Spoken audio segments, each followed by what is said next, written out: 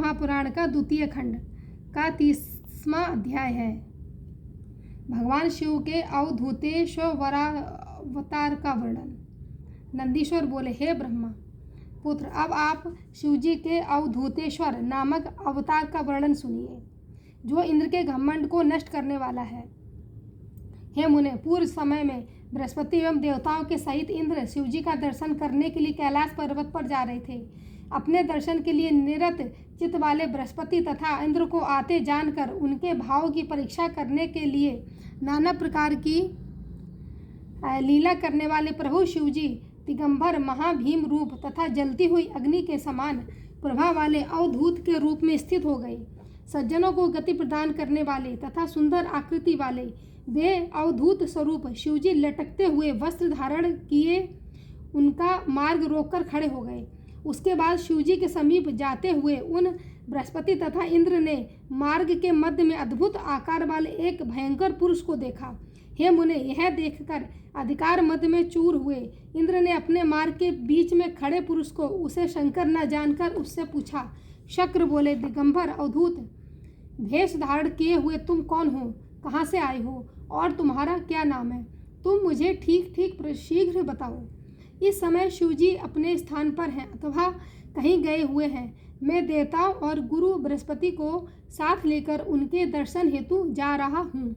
नंदीश्वर बोले, इंद्र के द्वारा इस प्रकार पूछे जाने पर लीला से अवधूत देहदारी तथा अहंकार को चूर करने वाले उन पुरुष स्वरूप प्रभु शिवजी ने कुछ भी उत्तर नहीं दिया।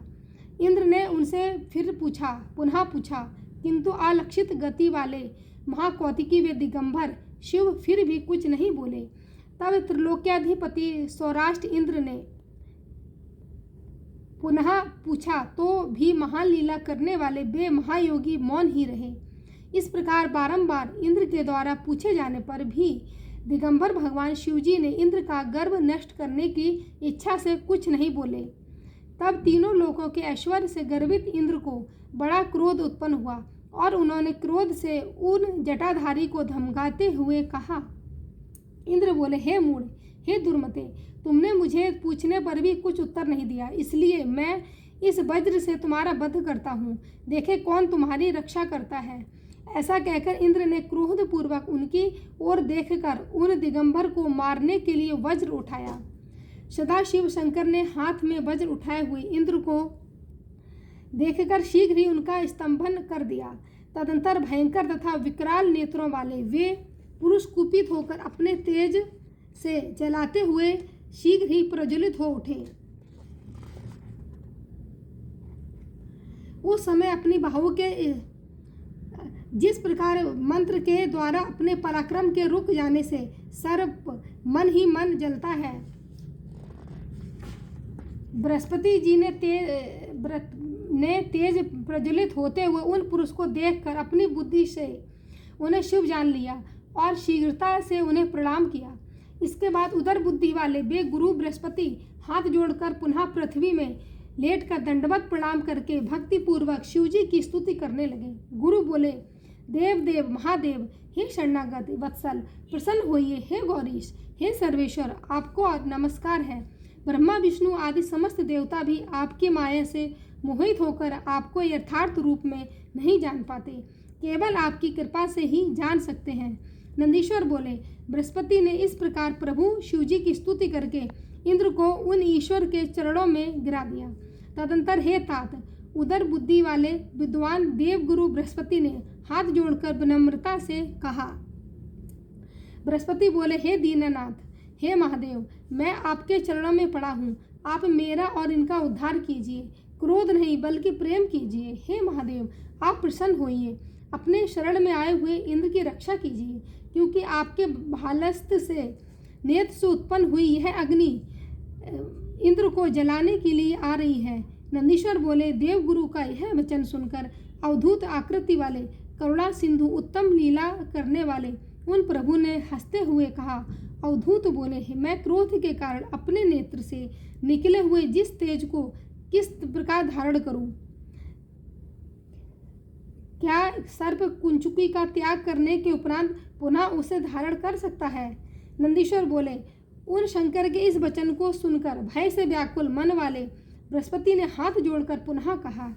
बृहस्पति बोले, हे देव, हे भगवान, भक्त सर्वदा अनुकंपा के योग होते हैं। हे शंकर, अपने भक्त वत्सल नाम को सार्थक कीजिए।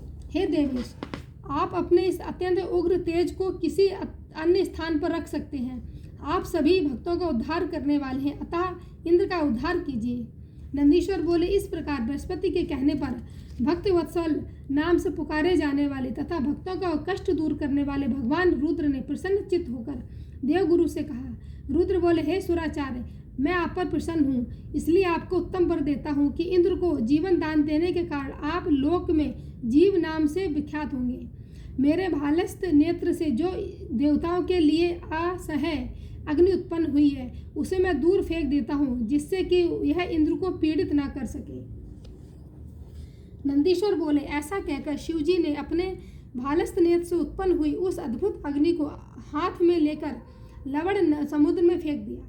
तत्पश्चात शिव के नेत्र से भाल नेत्र से उत्पन्न वह तेज जो लवण समुद्र में फेंका गया था, शीघ्र ही बालक रूप में परिणत हो गया। वही बालक समुद्र का पुत्र तथा समस्त असुरों का अधिपति होकर जलंधर नाम से विख्यात हुआ।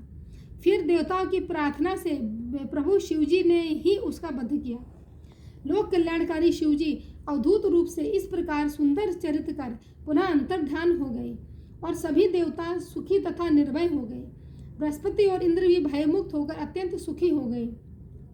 जिनका दर्शन करने हेतु इंद्र और बृहस्पति जा रहे थे, उनका दर्शन प्राप्त कर वे कृतार्थ हो गए और प्रसन्नतापूर्वक अपने स्थान को चले गए। हे सनत कुमार, मैंने दुष्टों को दंड देने वाले तथा परमानंददायक परमेश्वर शिवजी के अवधूतेश्वर नामक अवतार का वर्णन आपसे कर दिया। यह आख्यान पवित्र दिव्य यश को बढ़ाने वाला, स्वर्ग भोग और मोक्ष देने वाला तथा संपूर्ण मनोरथों को पूर्ण करने वाला है। जो स्थिर चित होकर प्रतिदिन इसे सुनता अथवा सुनाता है, वह इस लोक में सभी सुखों को भोग कर अंत में शिवजी की गति को प्राप्त कर लेता है।